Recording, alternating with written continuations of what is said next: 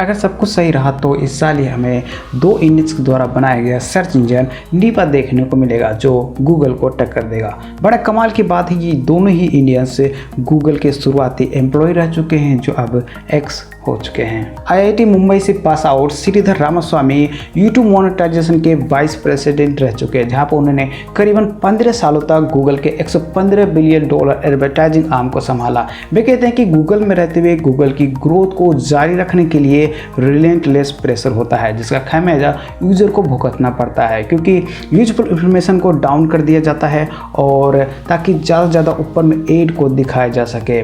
वही लोग कौन से एड को सबसे ज़्यादा पसंद करते हैं उसे जानने के लिए ऑनलाइन ट्रैकिंग टूल की मदद लिया जाता है, जिसने यूजर्स की प्राइवेसी को ख़त्म कर दिया है।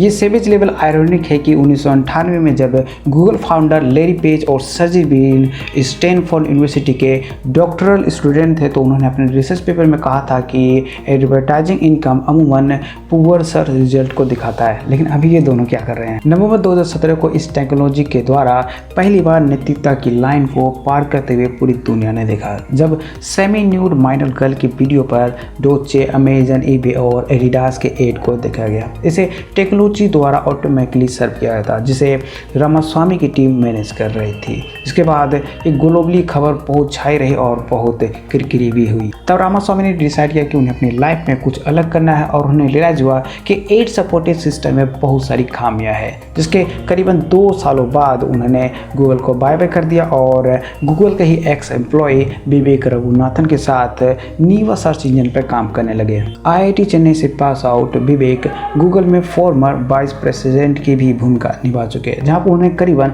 11 साल तक रामास्वामी के साथ सर्च एड और यूट्यूब एड पर काम कर चुके हैं। अभी उनकी 25 लोगों की टीम है और नीवा को गूगल के home town mountain view California में ही डेवलप किया जा रहा है। कमाल है, शेर के घर में रहकर शेर का ही शिकार। ये सर्च इंजन अभी के मौजूद सर्च इंजन से अलग होगा, जो कि रिजल्ट शो करने के लिए वेब को ही क्रॉल नहीं करेगा बल्कि ईमेल, डॉक फाइल को भी खंगालेगा।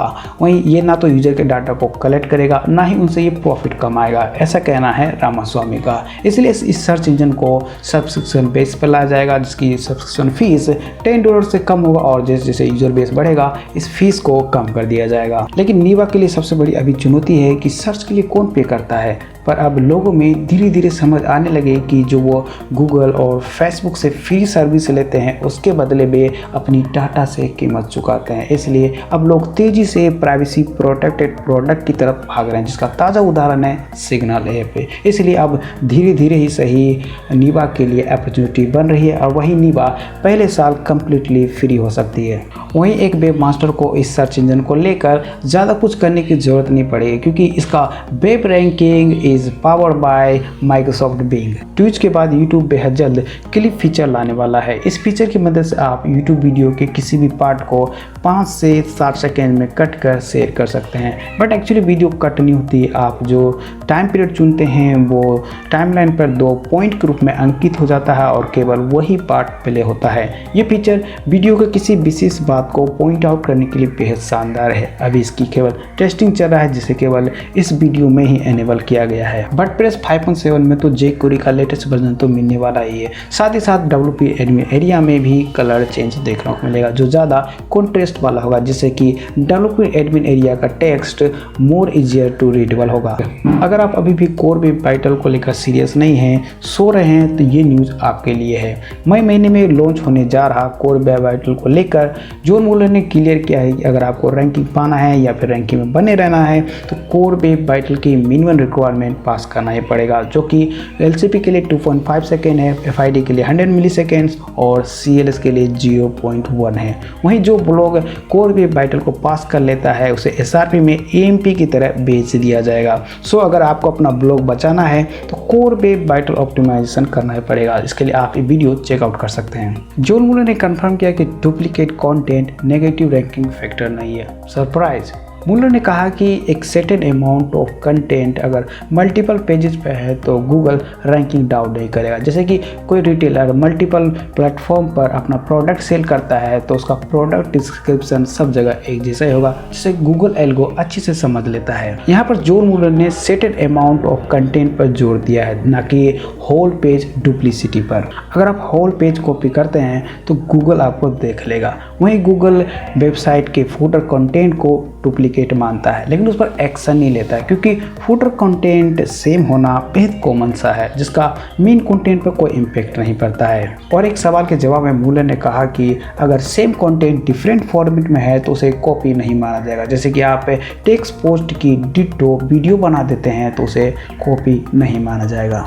आप चाहे अपने वेबसाइट पर वीडियो अपलोड करें या फिर किसी दूसरे सोर्स से वीडियो को एम्बेड करें, दोनों ही सिचुएशन में आपको इक्वल एसईओ बेनिफिट होने वाला है, ऐसा कहना है मूलर चचा का। इसके पीछे उन्होंने रीजन दिया कि अगर आप वीडियो को अपने वेबसाइट पर अपलोड करते हैं तो उसके लिए आपको CDN यूज़ करना पड़ेगा, जिसे सेपरेट वेबसाइट कहा जाएगा, बिल्कुल एम्बेडेड वीडियो की तरह। तब रोब यंग ने कहा कि एक कॉमन बिलीफ है कि वीडियो एम्बेड करने से अच्छा वीडियो होस्ट करना सही है, क्योंकि SRP में यूट्यूब को यूट्यूब एम्बेडेड साइट से ऊपर दिखाया जाता है। क्या ऐसा नहीं होता है? तब जॉन मूलर ने सिंपल सा जवाब दिया कि गूगल दोनों में से किसी को भी टॉप पर दिखा सकता है। ये डिपेंड करता है यूजफुलनेस से, जो ज़्यादा क्वालिटी इंफॉर्मेशन देगा उसे टॉप पर रखा जाएगा। क्या आप भी नल या पायरेटेड थीम प्लगइन यूज करते हैं? तो जाग जाइए, क्योंकि पिछले साल बर्डफेंस ने 1.2 मिलियन वर्डप्रेस वेबसाइट पर 70 मिलियन मेलिशियस फाइल पाए हैं, जिसका 17% जिम्मेदार केवल नल थीम एंड प्लगइन थे। वहीं 57 मिलियन यूनिक IP एड्रेस से 90 बिलियन बार WP एडमिन एरिया पर मेलिशियस लॉगिन की कोशिश की गई। इसके अलावा वर्डप्रेस साइट पर SQL injection, malicious file upload, XSS और ऑथेंटिकेशन बाईपास वल्नरेबिलिटी जैसे अटैक बहुत बड़े हैं। इसलिए ऑफिशियल वेबसाइट से ही वर्डप्रेस प्रोडक्ट बाय करें और वहीं से डाउनलोड करें। इसके अलावा आप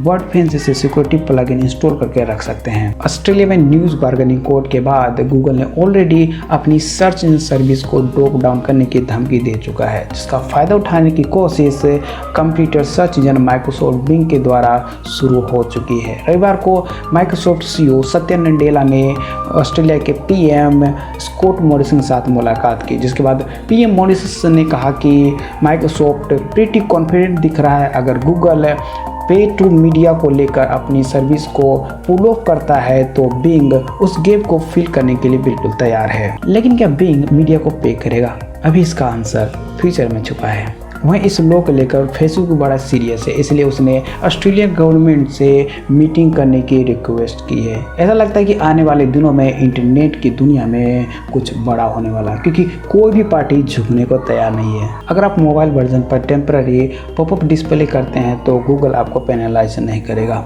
एक वेब मास्टर ने जॉन मूलर से पूछा कि मैं एक वीक के लिए अपने ब्लॉग पर सर्वे करना चाहता हूँ, जिसके लिए पॉपअप का हेल्प लेना चाहता हूँ, तो क्या ये सेफ रहेगा?